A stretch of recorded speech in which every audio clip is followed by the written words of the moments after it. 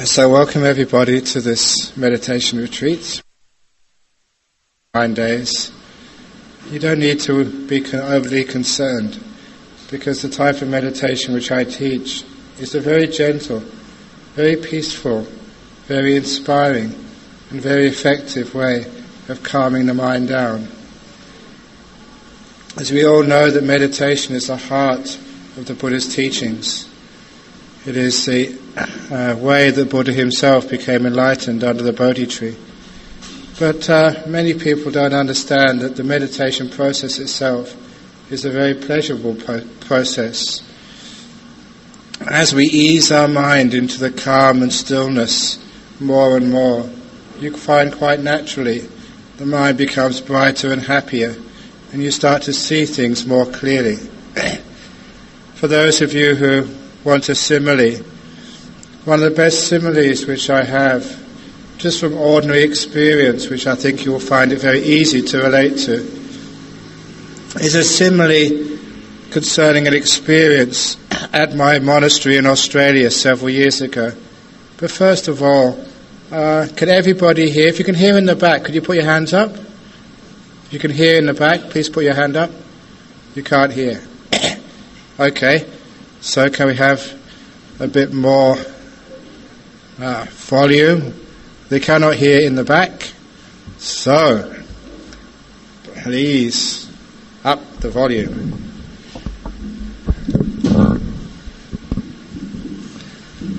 Hello, how's that? Is that any better? You can hear in the back now. What would have happened if, when the Buddha was alive, that people couldn't hear what he was saying? There would be no Buddhism left today. So it's important. Actually, the Buddha had a great advantage. He didn't have to use a microphone and PA systems. So I think that's okay. Again, once again, the people in the very back seats. Can you hear? If you can, put your hand up. In the very back seats. Very good.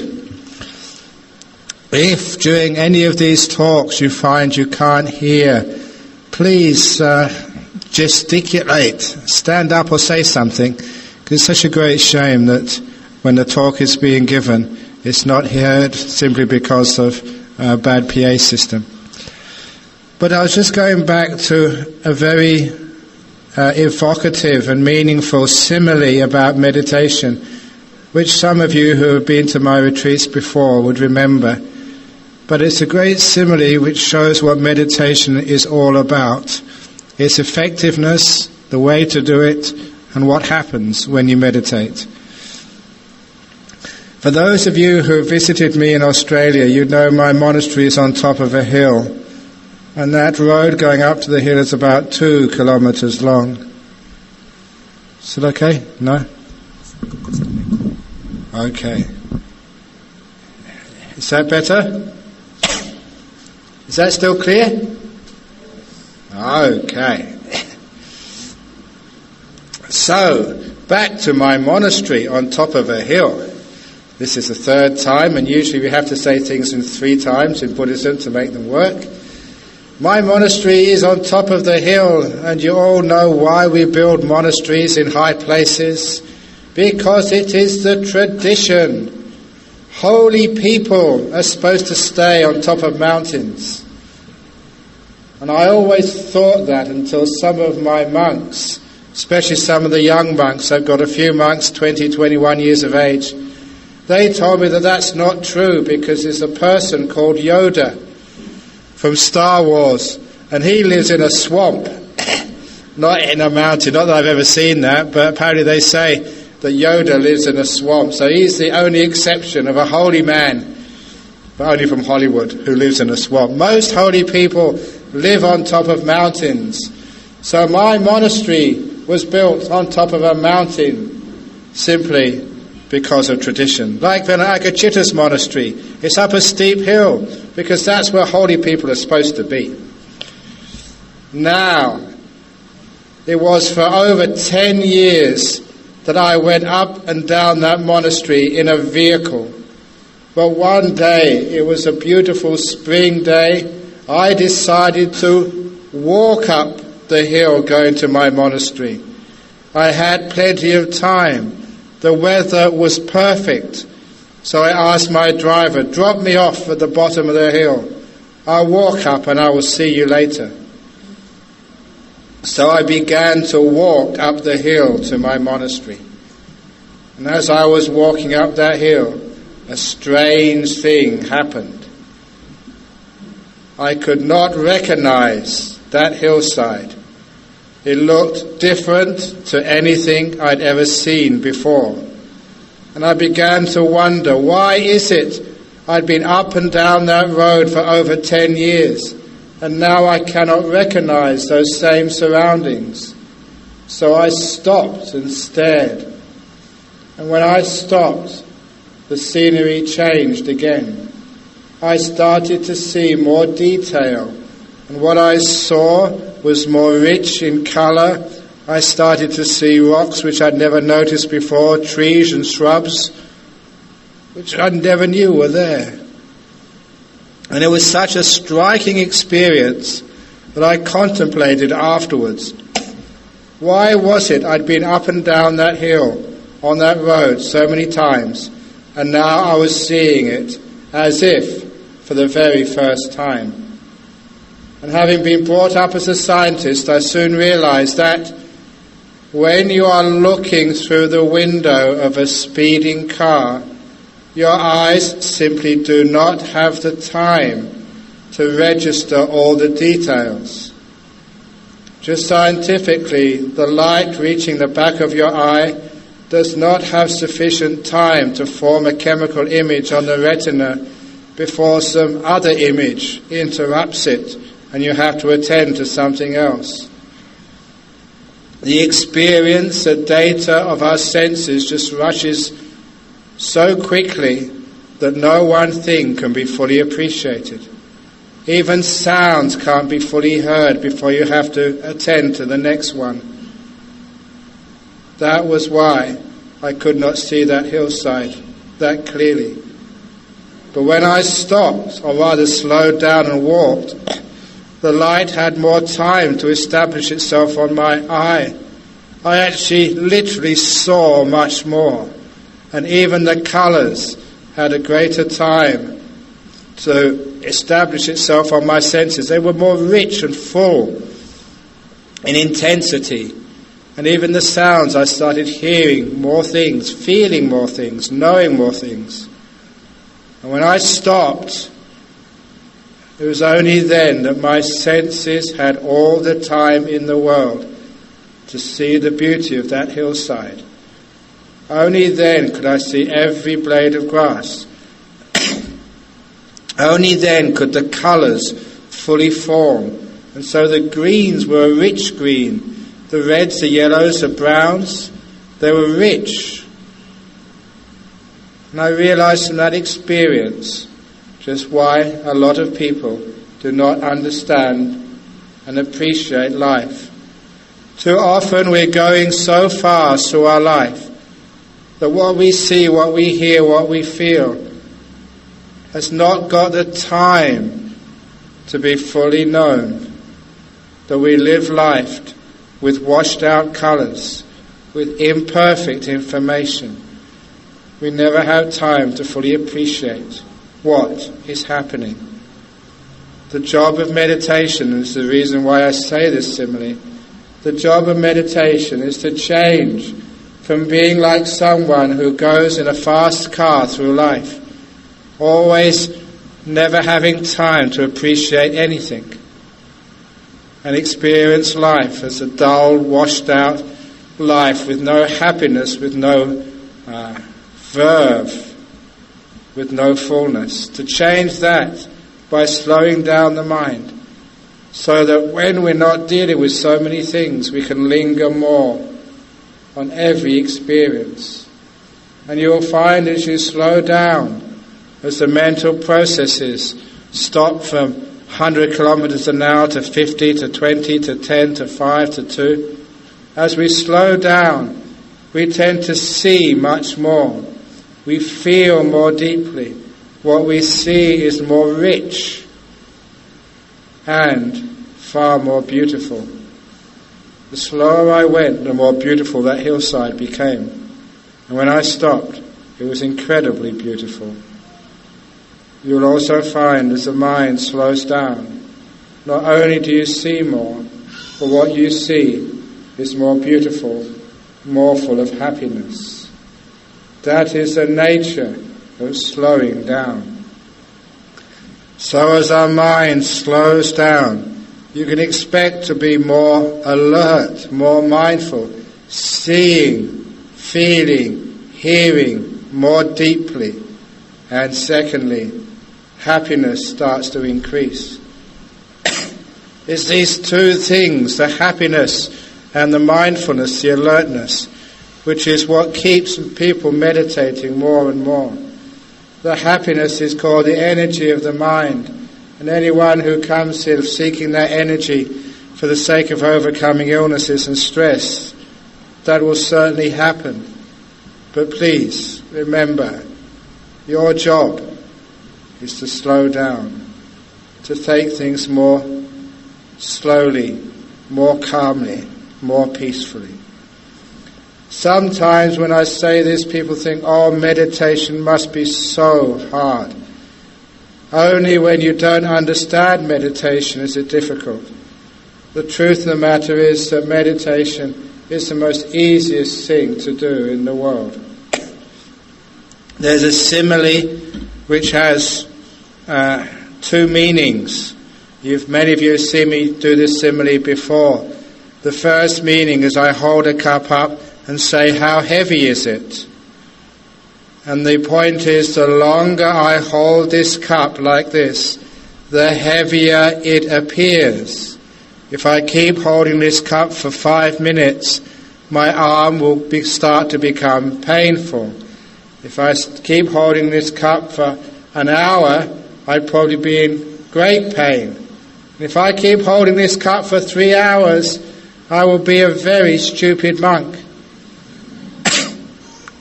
And the question is, what should I do when this cup starts to get heavy? Put it down. And you don't have to throw it away. You put it down for a few seconds. And when you pick it up again, it feels lighter. It is the same weight, but because you've rested, you can carry it with no stress. Stress in our modern world has nothing to do with how many duties and responsibilities we have. Stress in this world only depends on our inability to put our duties down and to rest when they start to feel heavy.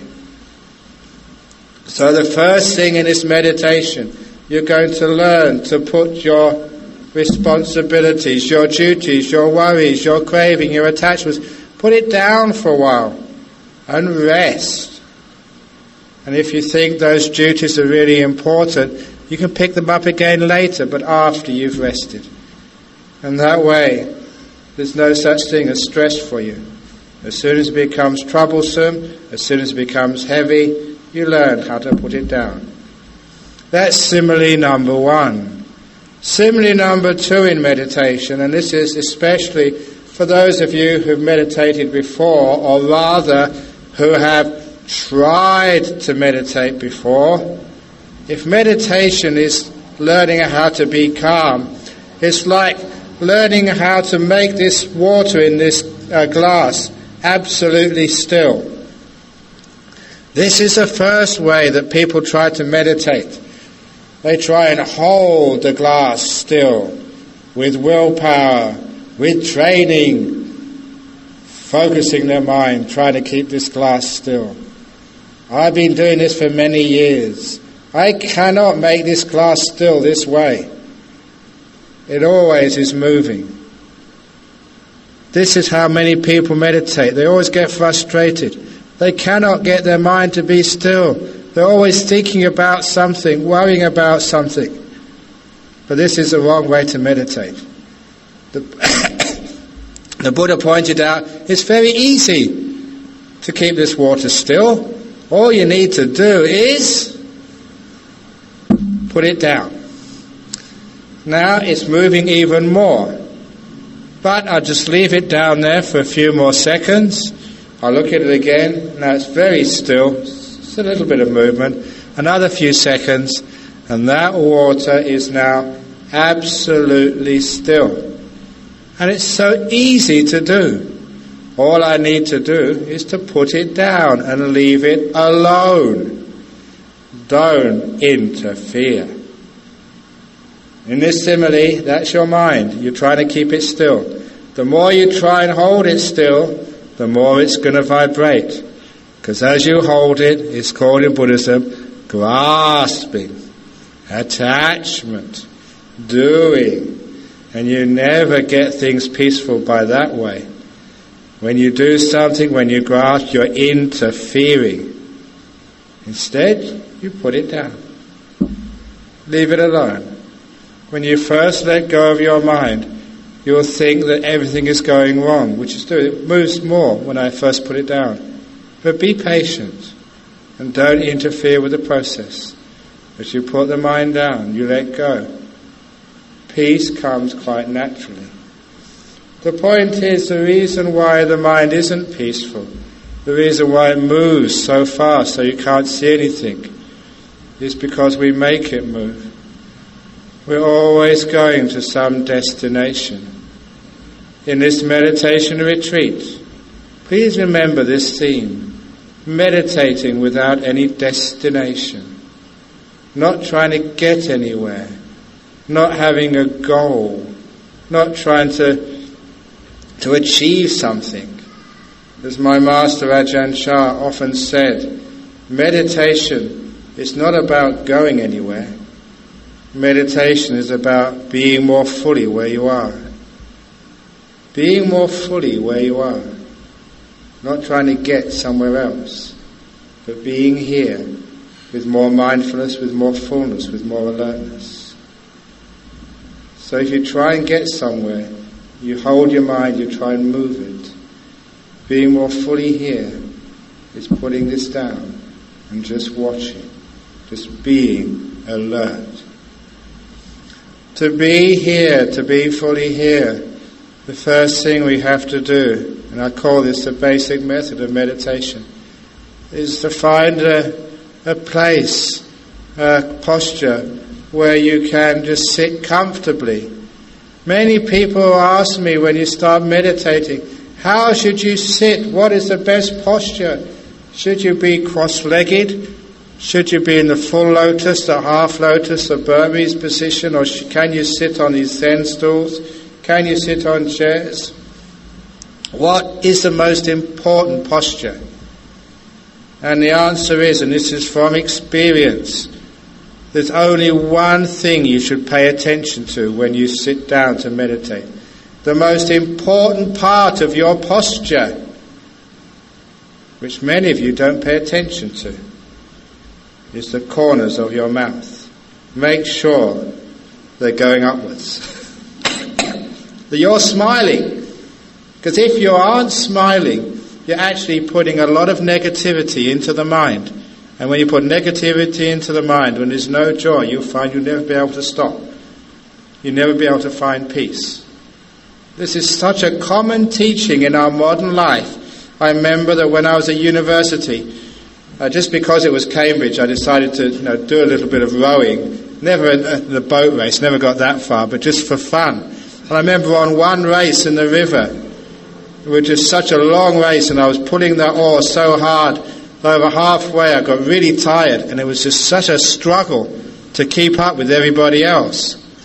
And the coach on the bank with his megaphone shouted out to me, and he said, "Look, you're making a terrible expression on your face." He said, "Smile." And I had the courage or the faith to actually to do that. And I smiled as I was putting this oar. And of course, it worked. It's just basic psychology. As soon as I started smiling, it was much easier to pull the oar.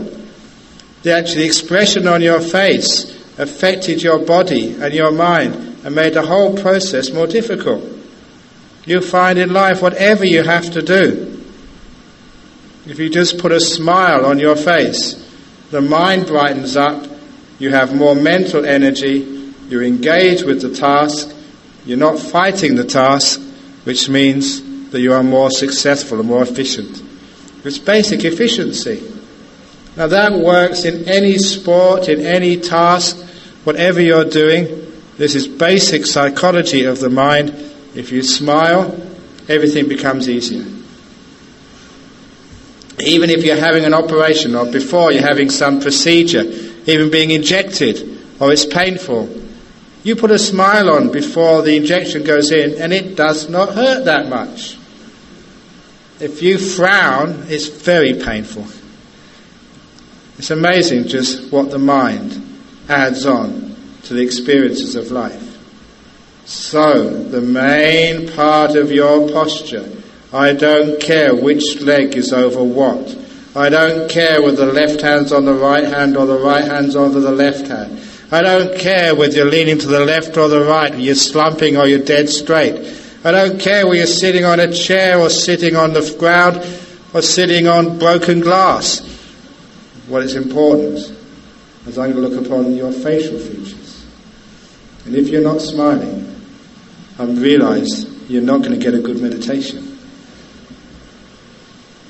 Now you may not have heard that before. Try it and see. It is effective. If during the meditation nothing is working, leave your meditation object, go to the feelings around your mouth, smile, then go back to your mind and you find it's very easy. People make it hard in meditation. Meditation itself is very easy. Why are people grimacing? What are they trying to fight? Meditation is not a war. Meditation is making peace. Isn't the goal of meditation peacefulness, stillness, calm? Isn't the Buddha the most compassionate being? Why can't we meditate with a Buddha mind? A mind of compassion. And this is exactly what we do in meditation.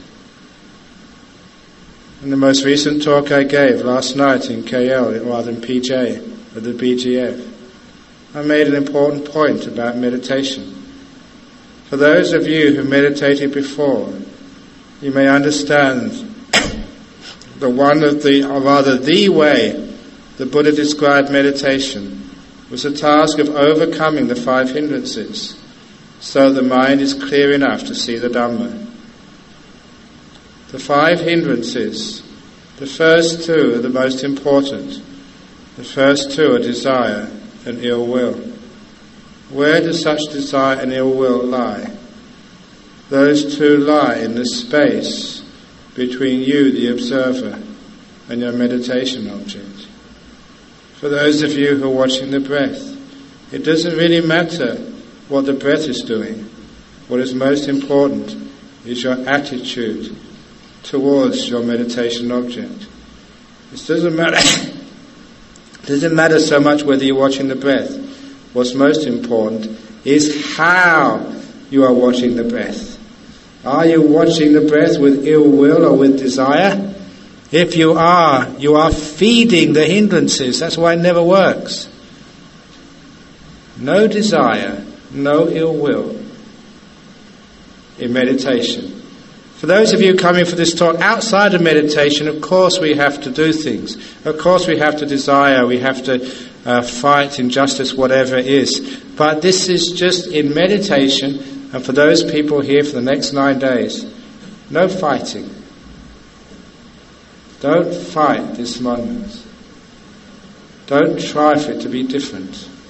Rather, we make peace with every moment. Whatever this moment is, we make peace with it. We put peace between this and what we're experiencing.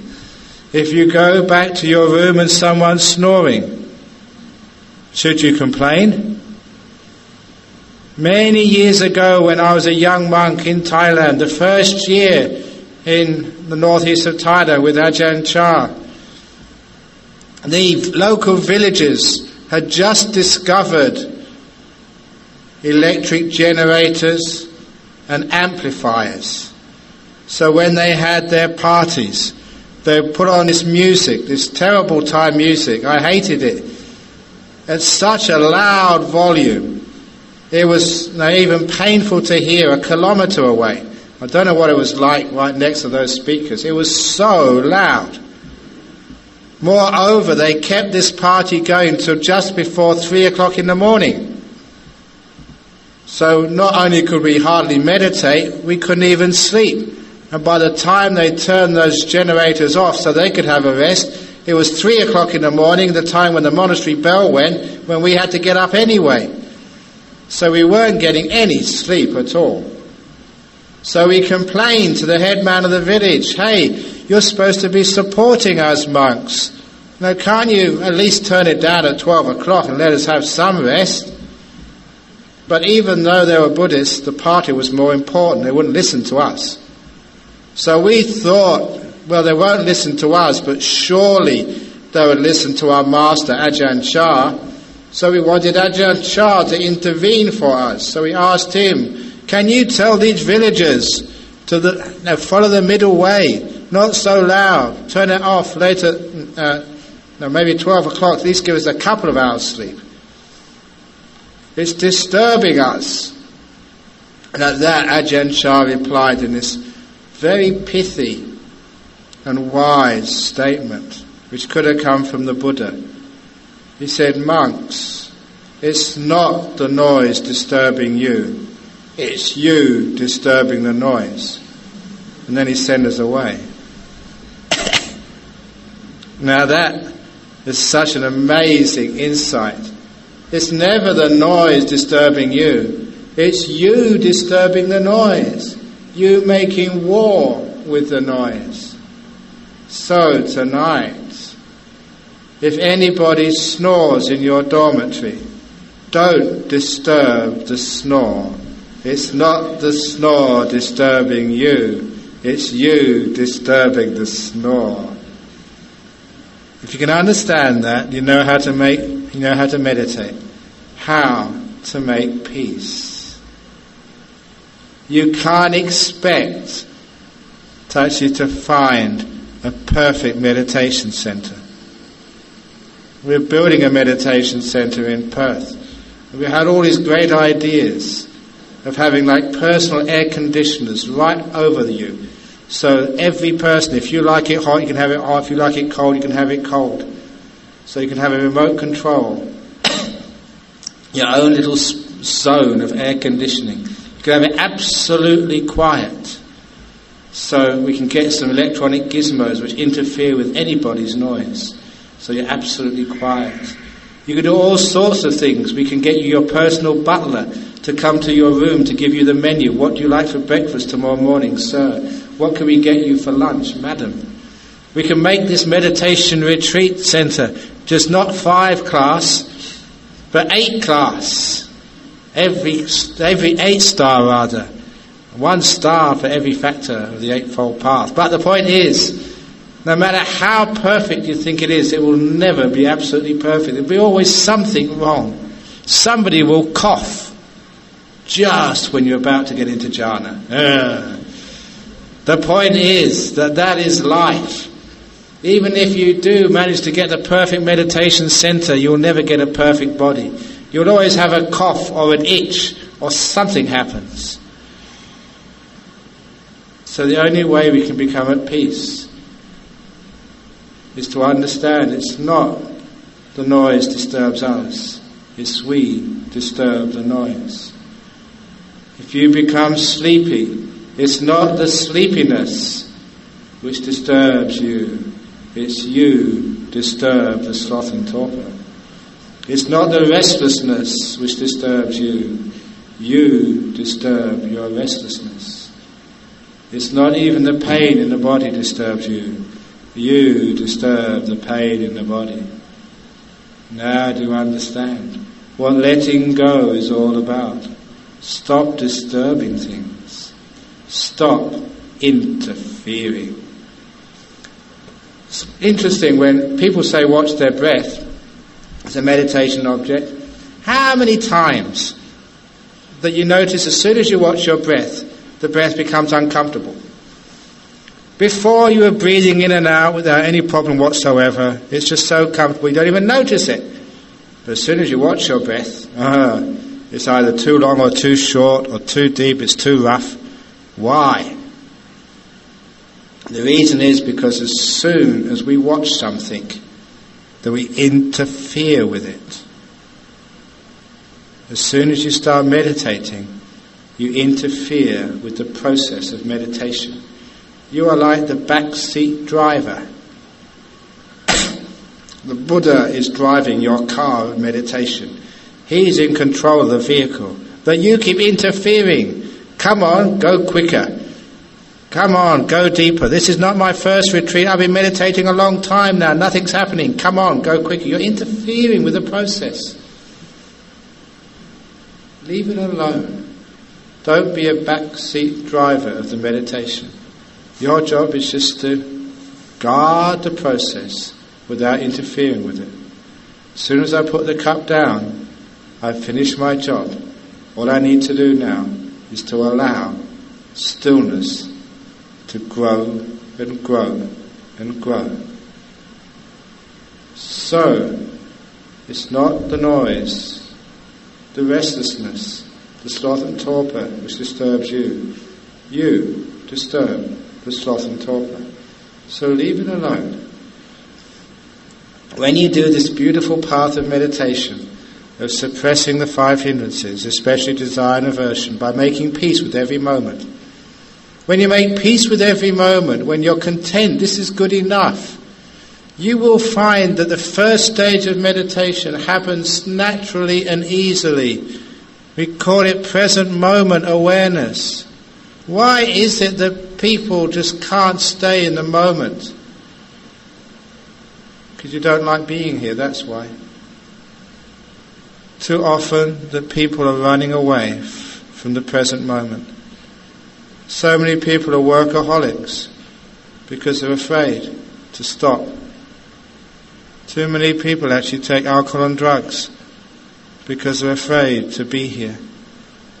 So many people have their distractions, whether it's TV, movies, music or internal fantasies, simply because they're afraid just to be here, to be in the present moment, to be alive now, here. It's only because of desire and ill will that people are always on the run, fugitives from the moment. After a while, when we stop running here, we stop running there. We come to this beautiful place we call the present moment now, and we don't interfere with it. We embrace it, we accept it. It's called unconditional mindfulness. It's a new term you may have heard before, unconditional loving kindness, but this is unconditional mindfulness. What does unconditional mindfulness mean? It means I'm going to be aware of this no matter what it is. I'm going to be aware of this moment without any judgment, without any comparisons, without saying this is good, this is bad, I should be like this, I shouldn't be like that. In the same way we have unconditional loving kindness in Buddhism, where whoever you are, whatever you're doing, the door of my heart is open to you. That's called unconditional loving kindness. Many of you have heard that before, but this is unconditional mindfulness. Mindfulness without any conditions whatsoever. So you're aware of this moment unconditionally, whatever it is. So be careful. If you are sleepy, unconditional mindfulness. Be aware of that and allow it to be. Stop fighting it. If you say, I shouldn't be sleepy, that's not unconditional anymore. That's hating your sleepiness. If your mind is restless, unconditional mindfulness. You just allow your mind to be restless. Leave it alone. Stop fighting it. It's not the restless mind disturbs you. You disturb the restless mind, as Ajahn would have said. Unconditional mindfulness, just watch it. With that unconditional mindfulness, it's like putting it down. Stop controlling things. When you stop controlling things, the present moment becomes very clear. Simply because you're letting go you're not fighting, you're making peace with this moment, then you come to join the moment. When you're making war, the moment is an enemy. It will never come close to you. When you allow this moment to be with unconditional awareness, you find you come into this present moment. Just that much. Present moment awareness is a great state to be in meditation. Most of people's troubles and concerns are to do with the past or the future. Imagine that you've given up all of the past and all the future for 9 days. You don't have to worry about what's going to happen next. You're not concerned about the journey you've come on so far. All you have is this moment, just now. It's like letting go of huge amounts of burdens. It's called the first stage of freedom. You're free of guilt. You're free of all those terrible things you may have done. You're free of fear for the future, free of worry. It's like really going on holiday. That freedom from the past and the future is the first stage of freedom, of going on a holiday. I use that word holiday deliberately. It's like being on vacation from your worries, which is why on all the retreats which I give a new name to the retreat center, and I call it, this place here, Club Med Ipoh. This is now christened Club Med Ipoh. Club Meditation Ipoh. Not Mediterranean, meditation. And I mean that because if we call it Club Med, it's a place of vacation, a place of freedom, a place of peace, a place of happiness, where you can have a vacation from the worries and the troubles of your life. You're free of the past and the future. This is what a holiday is supposed to be. So congratulations, all of you people who've got on this retreat. Welcome to Club Med. We're going to have a great time. When you're in the present moment, it is a great time because you're free, you can relax, you can get rid of all the burdens. Meditation is not some more stress which you have to add to your life. You've got enough of that already. This is freedom from stress. So, first stage is present moment awareness, just being here. And the only way you can do that is to have unconditional awareness of this moment. If you're fighting, you're always expecting something else. You're always going somewhere else. Always never being here. Always waiting for the next moment for your enlightenment. I think it should be very clear to you now that Nibbana is right here in this moment. Only we never stay long enough in this moment to really uncover it. All insight is never in the next moment. It's right now. Insight is just like this jewel which is wrapped in so many layers of cloth. We only see the outermost layer, and that's called now. To uncover that jewel, you just have to stay still in this moment, long enough for the present moment to unfold. Meditation is not trying to get somewhere. Meditation is trying to be more fully alert to what's happening now, because there you'll find the truth. Present moment awareness also gives you a great sense of happiness, simply because so much trouble and suffering has been let go of. The Buddha, or not the Buddha, this is Ajahn Chah's simile. He said it's like a man, a young man. When he was born, he had these two demons tie a rope around his neck and pull either end. So this poor young man was choking these two demons. You can imagine a string going around my neck, and an invisible demon on the left, an invisible demon on the right, pulling this rope so tight you could hardly breathe. And that rope has been tightened ever since you were born, throughout your whole life.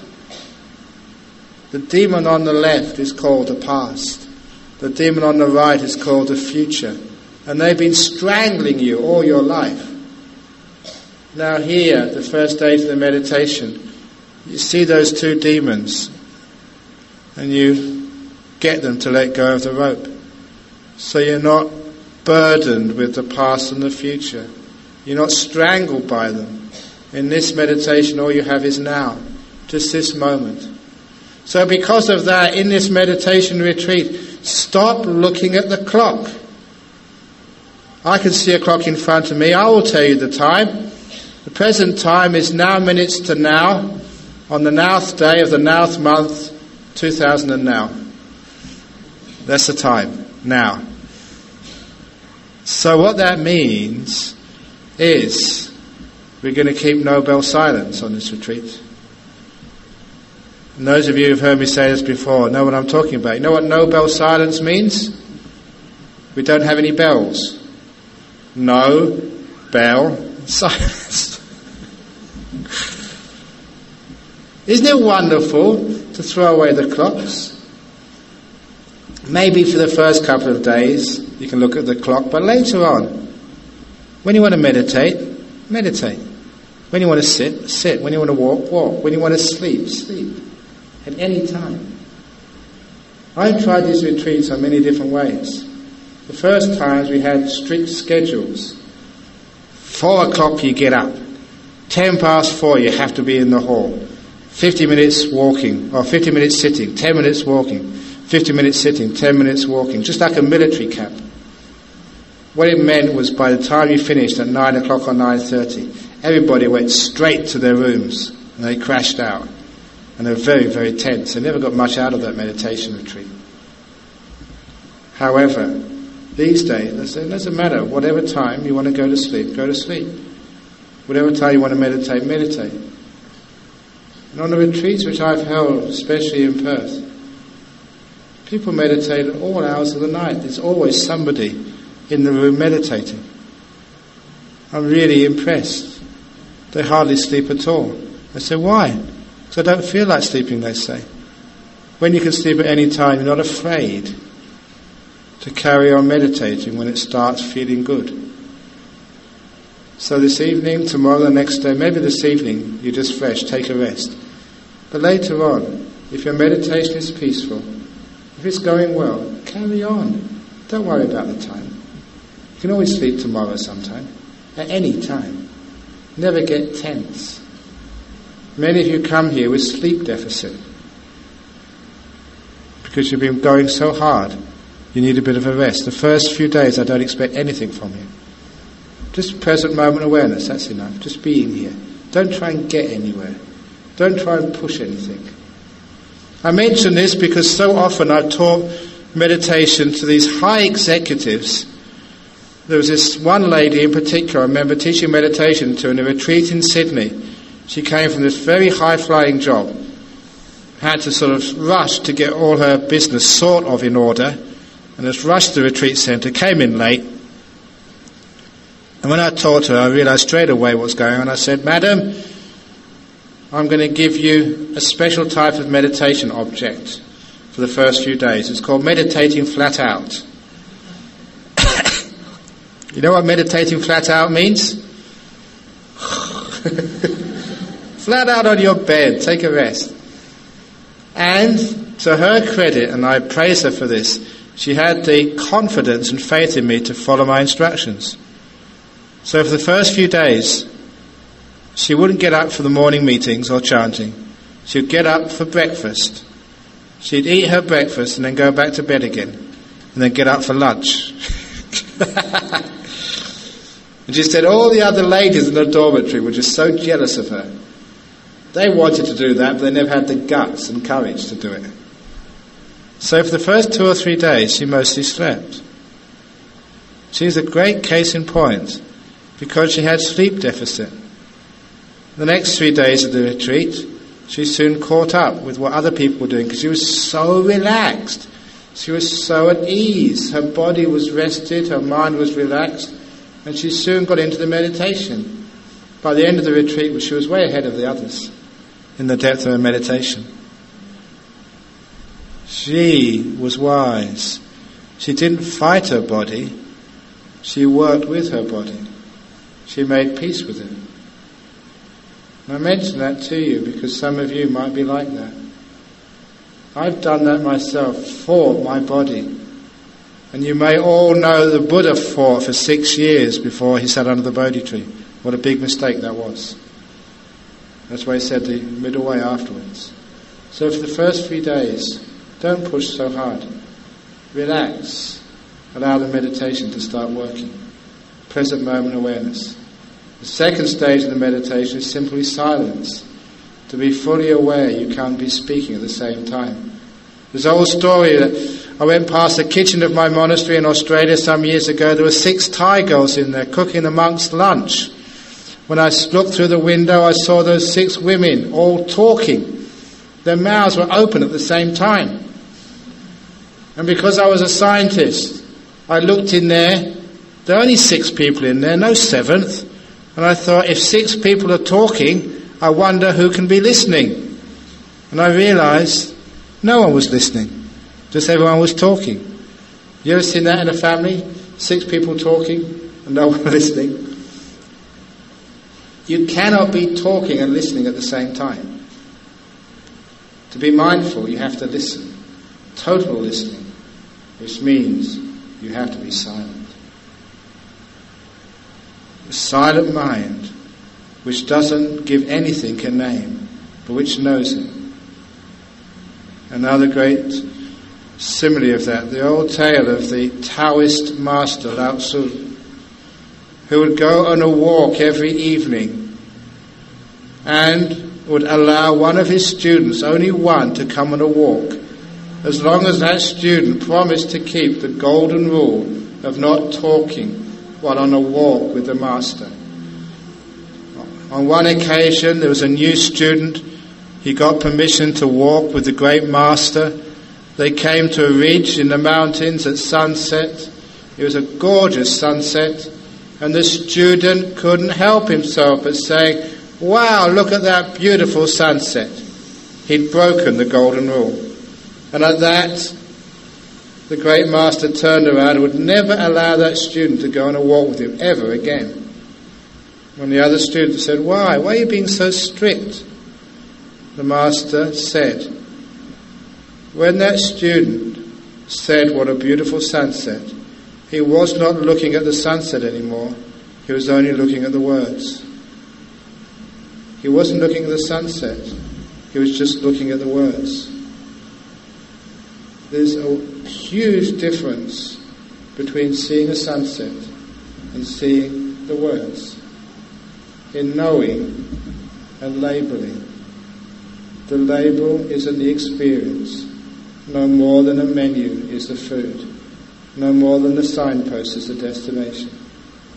After a while, allow all the movement of the mind called thinking and labelling to disappear. Till all one has got is silent knowing. To be able to do that, you just have to be peaceful. There's no need to label, just to know.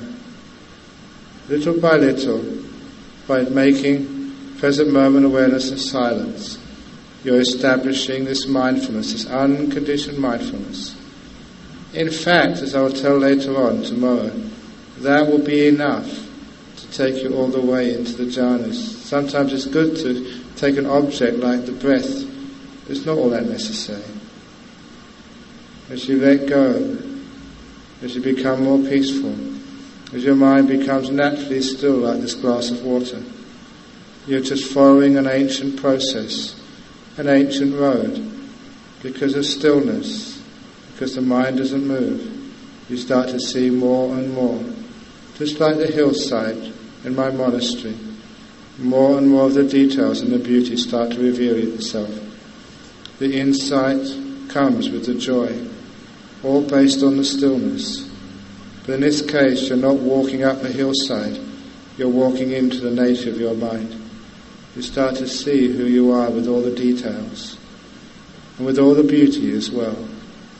That's why this meditation, once it starts to take off, will give you more happiness, peace, joy, insight than you've ever had before. Don't think this is going to be a tough meditation retreat. This is going to be a blissful one. The meditation retreats which I give, at the end, people don't want to leave. That's why I say the best time to take a photograph of the retreatants is not at the end, because at the end of my retreats, when you take a photograph of all the retreatants, they all look sad. because they're going home. I don't want to go home. If you don't want to go home, then it's been a good retreat. Okay, so I've given you a little bit of instructions and also a little bit of understanding of what meditation truly is and how it leads to incredible peace, incredible happiness and powerful insights and wisdom.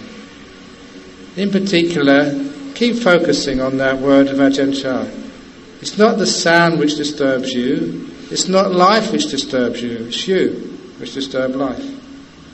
So stop disturbing things. Okay? Right, it's just gone past 9 minutes past now, so we have time for some Q&A. Apparently we've got to shut up the temple at 10 o'clock, so we have to finish just after 9:30. Anyone got any questions about what I've just been talking about?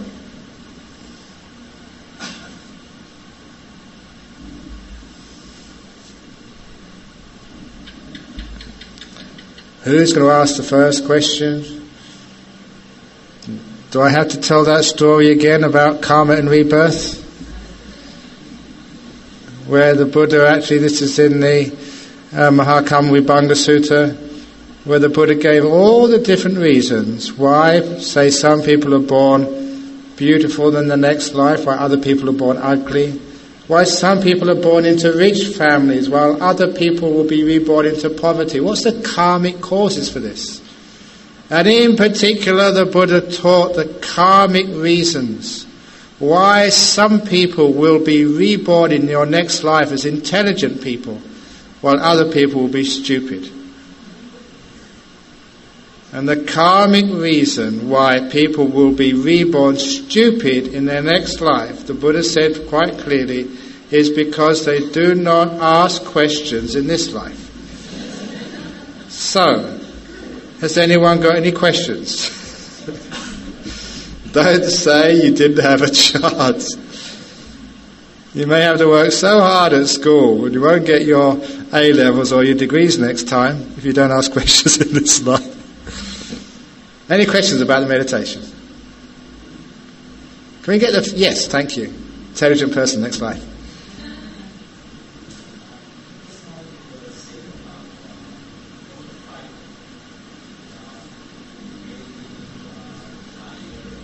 Yeah.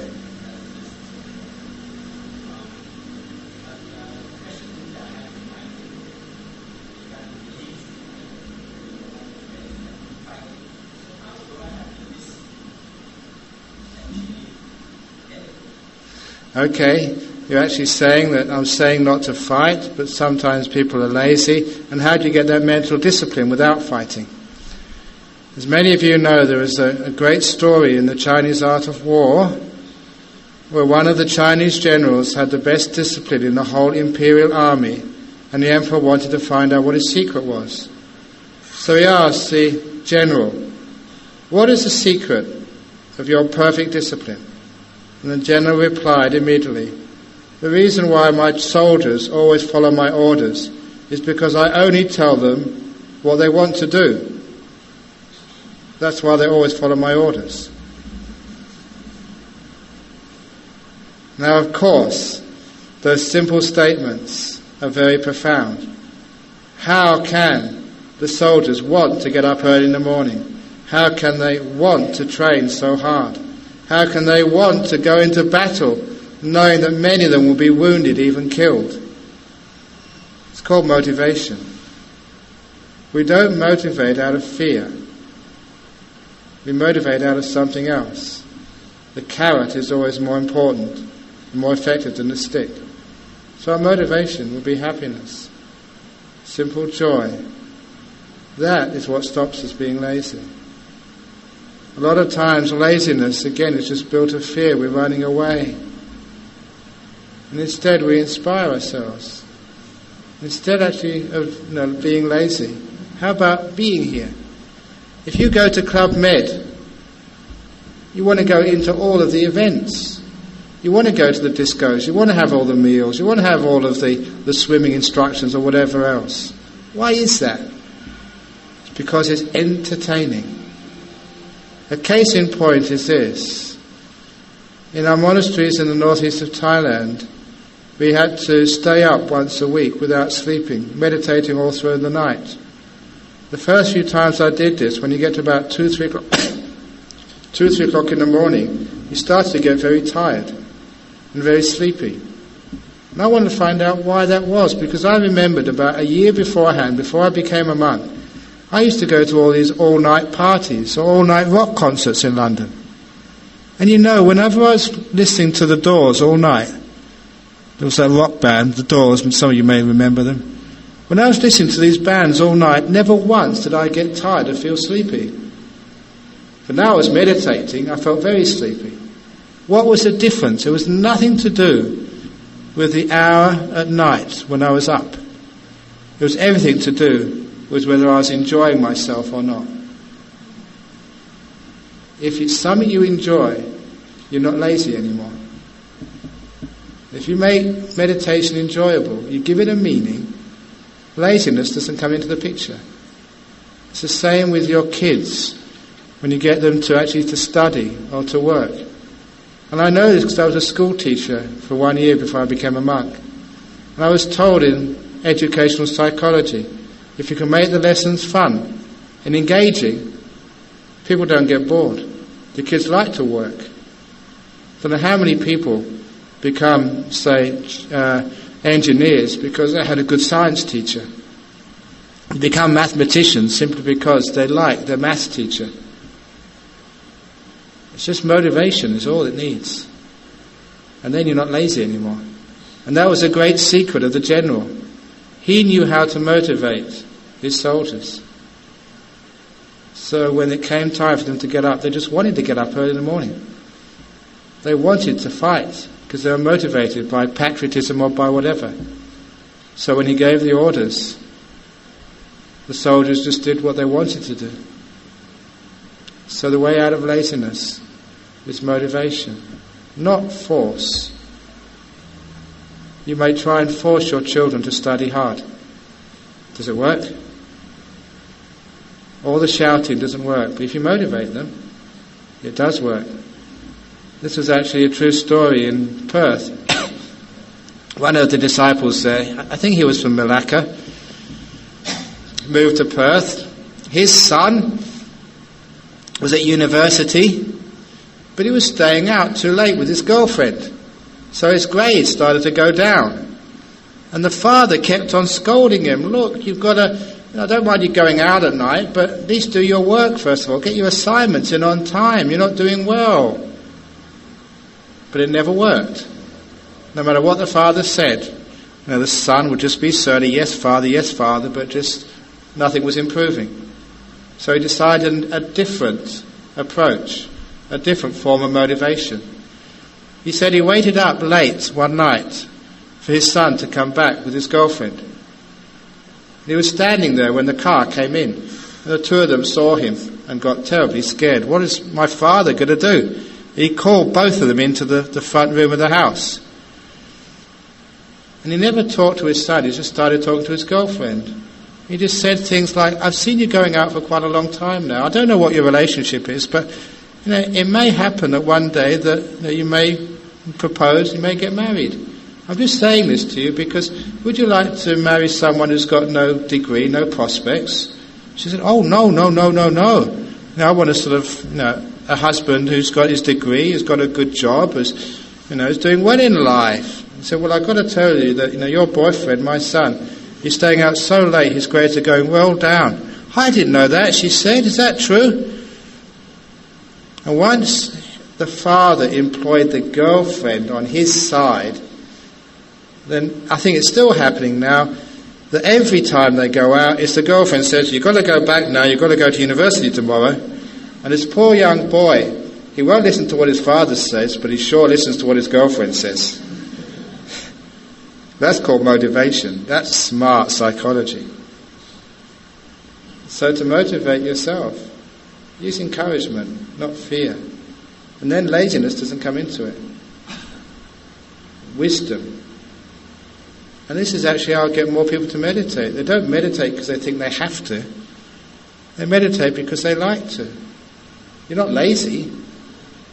No more than you're lazy if there was a soccer match on tonight. Oh, I'm too lazy to watch. No, I've got to watch it. My goodness, it's a cup final, or it's Malaysia, Ipoh are playing KL in the final of whatever cup it is. Wow, you've got to watch this. When there's enjoyment there, you don't have to motivate yourself.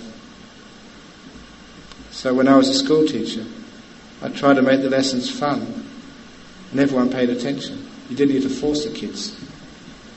When you meditate, you make the meditation fun. You don't need to force yourself, you just want to. Which is why the way I teach meditation, it comes to lights out time, there's always somebody meditating. You don't force them, they just want to. You can't stop them. Good on them. That's the way to overcome laziness. That's the same in your work. If you've got any workers working with you, I told this in Singapore, and I was told that quite a couple of bosses, there was quite a big boss there, and he came away afterwards nodding, yeah, now I see my mistakes. Because he tried to force his workers to work hard. And they would work hard when he was there. But when he left, they were slacking off. The boss is gone now, it's okay. His company wasn't doing good. Because you have to motivate even your workers to want to work for you, to do the right thing. If you can motivate your workers, you'll have a successful company. They won't be lazy because they're enjoying it. It's in their interest. They're getting something out of it. So you have to tell the workers who work under you what they want to do. You've got to get in there first of all, motivate them, brainwash them if you like. They want to work harder for you. And then they will. Forcing them, shouting them never works.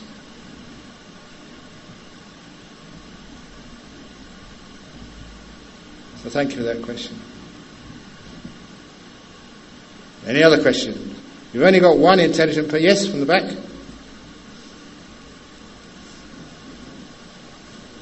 Yeah. Thank you. Yeah? It's a meritorious deed, absolutely. Because what is merit? A long time ago someone said any step which is towards nibbana, towards the ultimate happiness, is called merit, good karma. So meditation, said by the Buddha, is if you do it properly, it's huge good karma.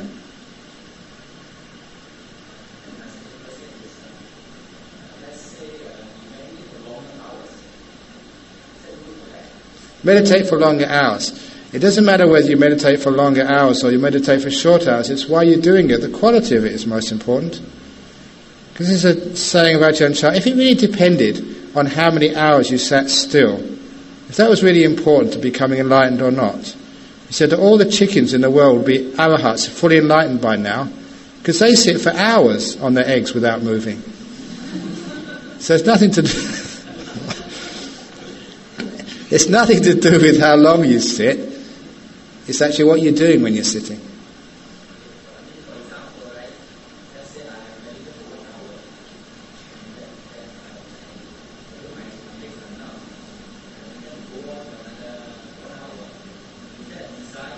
Okay, yeah. You're saying if you meditate for 1 hour, your legs are numb, you want to go on for another hour, is that desire? Quite often it is. Because very often you say, what are you doing that for? What's the purpose of this? What are you trying to prove? Are you trying to get something out of this? If you just want to be more mindful, just being at peace with where you are, making peace, unconditional mindfulness, then you may notice that the legs are numb, but that's okay, there's nothing wrong with that. You're at peace with it. The point is, I haven't fully developed what happens when you are fully at peace with unconditional awareness. This will come in tomorrow's night's talk, superpower mindfulness. But I'll give you a taste, because what happens, if you're at peace with this moment, the whole idea of time disappears. I'm sure that many of you got into that meditation where you don't know 5 minutes, 10 hours, it's the same. It's only just one moment long, the moment now. And you get into timelessness, you don't know what time has gone past, you don't care. You're perfectly alert, perfectly aware, but in a timeless space where you're not counting the minutes or the seconds or the hours. And that way you just meditate as long as the body and mind are peaceful. When it's time to come out, you just come out. You don't even look at the clock. You don't even care. In my first few years as a monk, didn't have a clock, didn't know what time it was. You just saw when the sun came up or when the bells went at the monastery, it was 3 o'clock or time to eat.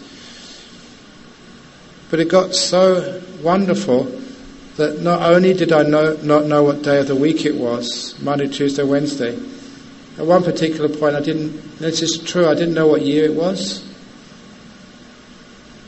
Because I was in a timeless realm. Not alone know what month it was, I didn't know what year it was. Wasn't it beautiful to go into timelessness?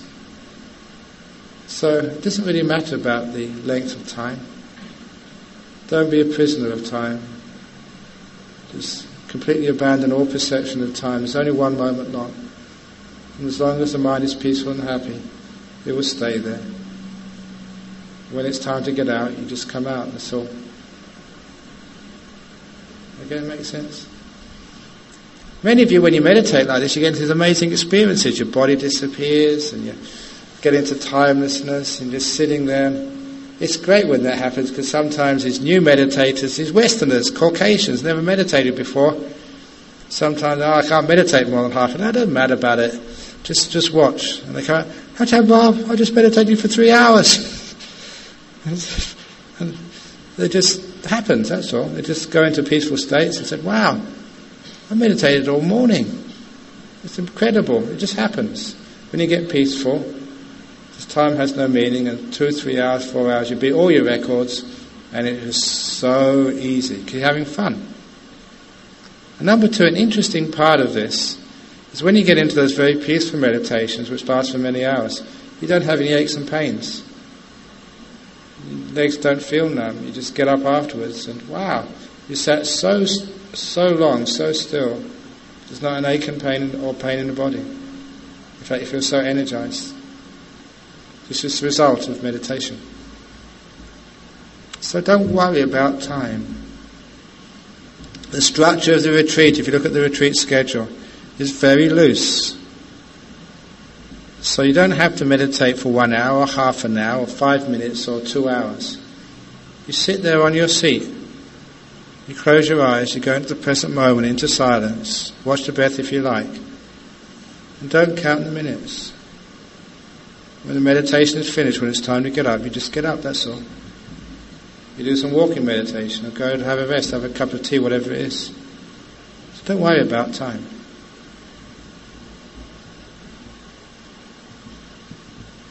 Any other questions anyone has? Yes?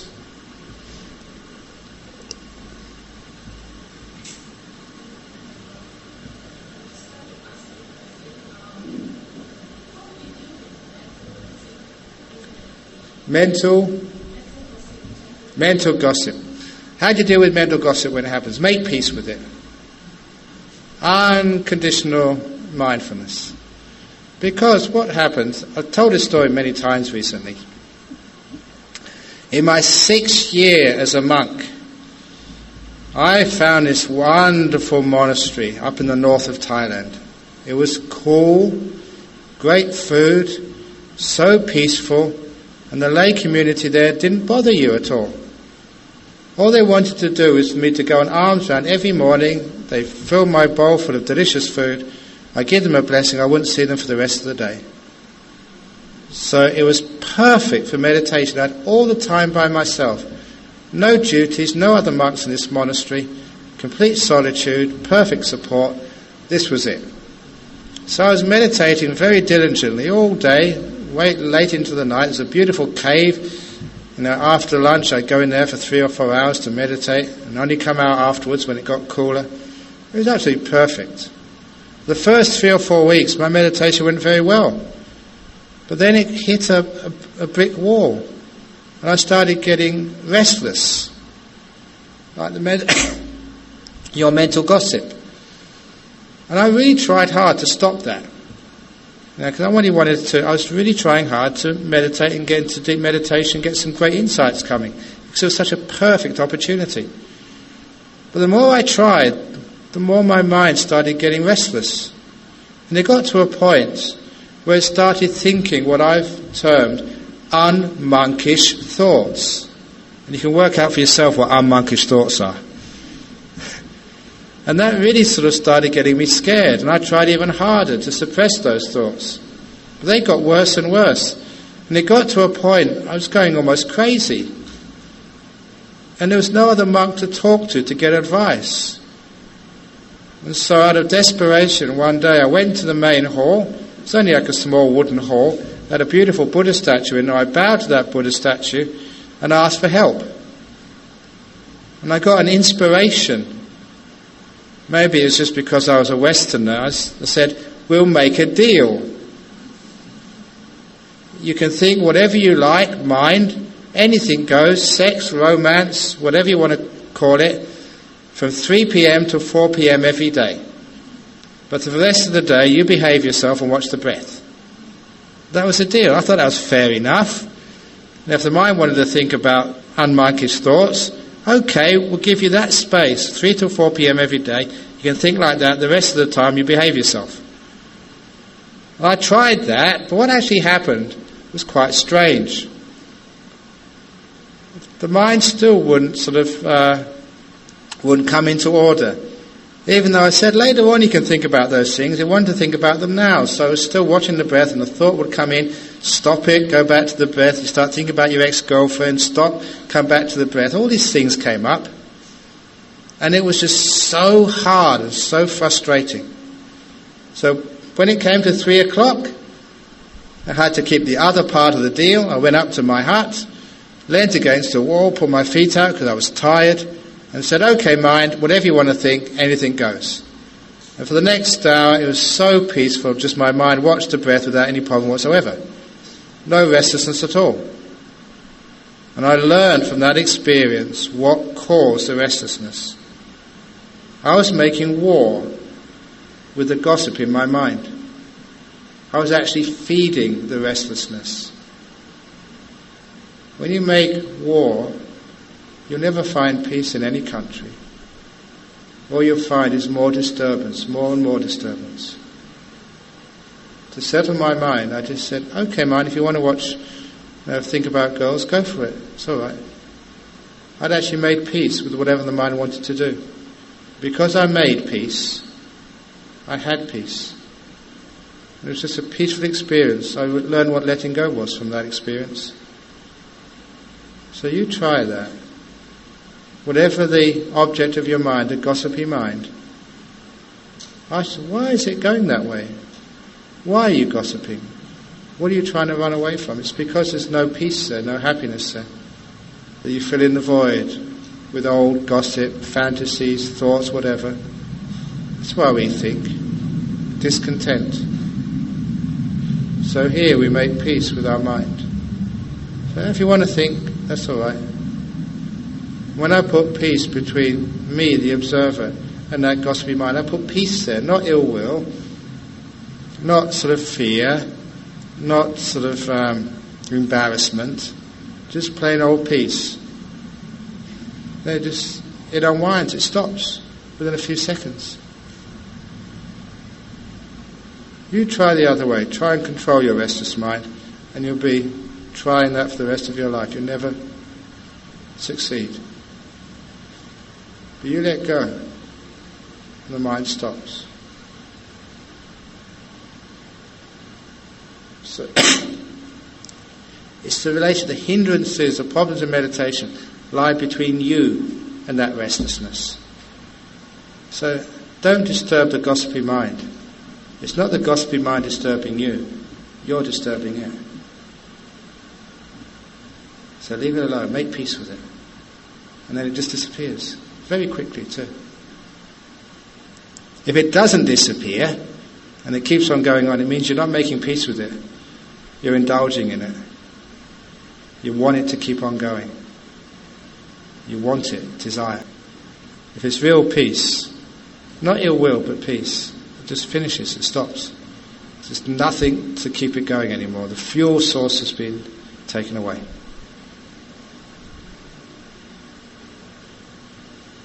But please understand that, because so often people have, when they first start meditating, they still try and control their mind, try and stop it thinking, it doesn't work, and they think they can't meditate. You can meditate, just doing it the wrong way. Make peace with it. And then you find you get so peaceful, it's so easy to do.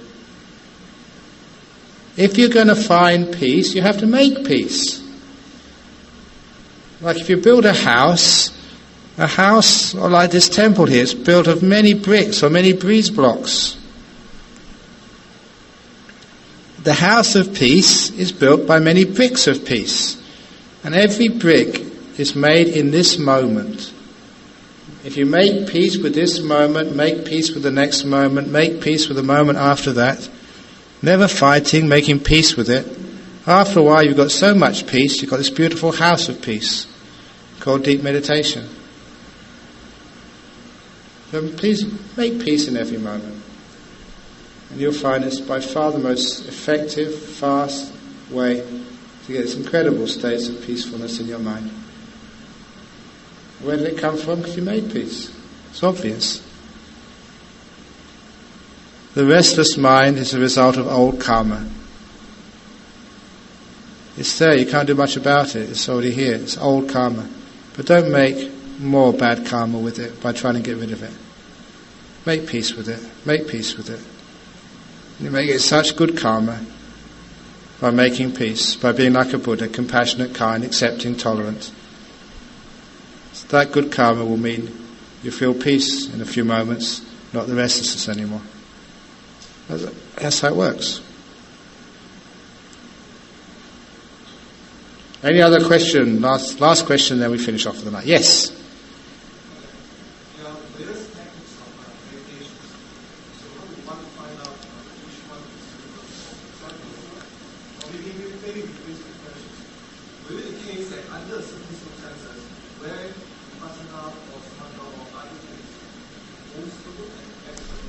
Okay, you're asking what is the most suitable type of meditation.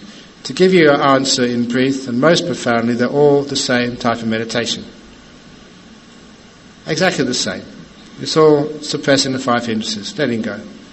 However, just for the sake of psychology, sometimes if people can't do breath meditation in Perth, and they come out to me and said, I can't watch my breath, I said, okay, I'll teach you Anapanasati instead.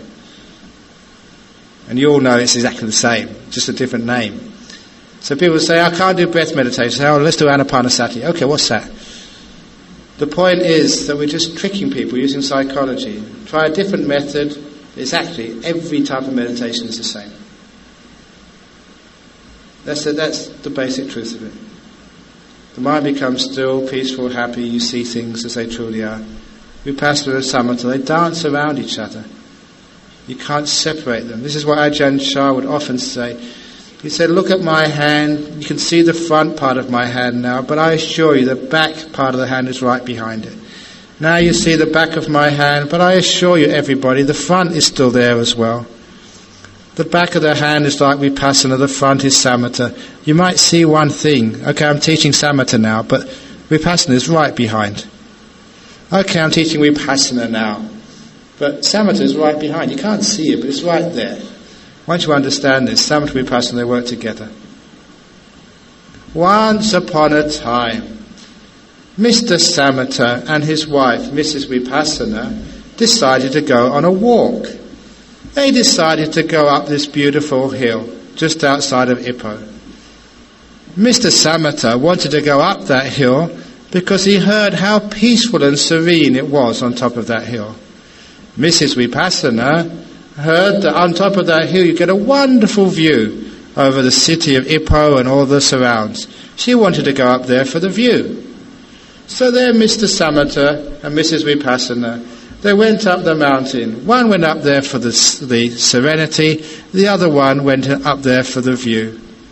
However, when they both got to the top, Mr. Samatha, who went up there for the serenity, he realized how peaceful this was. But he also got this wonderful sight of the view of the surrounds. Mrs. Vipassana, who went up there for the view, she saw this amazing view, but she also appreciated the serenity up there. Because on top of the mountain of meditation, there is both the beautiful sight of the wonderful view, the insight. There's also the serenity up there, because the two are just inseparable on top of the mountain. Which is why, if someone says I do Vipassana meditation, I say, great, go, please do. If they do Samatha meditation, I say, great, go, please do. Because I know they're actually doing the same thing. Different names, but the same thing. Just like when I was a student, I got a job at the local post office, and they got me sorting the mail, and in this London post office, they had this post office box just outside the post office. They had 3 openings, and one was for local mail, one was for national mail, other parts of England, and the other one was international mail, so that people could actually sort it. But when I opened it, they all went into one and the same box. So it's a complete waste of time having 3 different holes, but they all went in the same box anyway. It's the same with Samatha Vipassana, whatever else you were doing. It all goes in the same box. So which one should you do? Whichever one you like. Because they're all the same. They've just got different packaging. But underneath, they all taste the same. So which should we do the breath? There's this one man said years ago, he never told me who his teacher was, but I really respect his teacher, because he was being taught breath meditation, and he could not watch his breath at all. He'd been doing it for months, and he could find no success. So his teacher told him, he said, look, put aside the breath meditation. Instead, I just want you to imagine watching the breath. Don't do it, but just imagine, close your eyes, imagine what it's like just to watch the breath. Okay, just imagine it for a few seconds. And then the teacher was right, what are you watching? The breath, he said. Because it was just a psychology to break his thought, his idea that he couldn't watch the breath. So just imagine you're doing it. So if any of you can't be peaceful, if you can't meditate, don't worry about that. Stop meditating, just close your eyes and imagine you're meditating. It's the same thing. It's just a psychological trick. It's true, it works. And I'll give you, that's a teacher has all these tricks. So for the next 9 days, I'm going to teach you exactly the same thing. However, I'm going to give it different names, come at it from different angles, and so say different things about it. But it's all the same thing. And all it is, this is your mind. That's what meditation is, just putting it down. Whether you do that for Vipassana, Samatha, do that for Jhana, do that for walking meditation, breath meditation, whatever meditation, exactly the same. Putting it down so you can become still, so you can see. Okay, so I think that's enough for tonight. But this is only the entree of this amazing 9-course meal which is coming soon. And tomorrow on the menu for you all is super power mindfulness. I've taught about a little bit about mindfulness, but you'll be amazed at just what this mind can do when it gets empowered by deep meditation. So many of you may have seen Superman in the movies. You may have seen Spider-Man. I saw in the newspapers as I was coming here on the plane, the Batman is coming soon.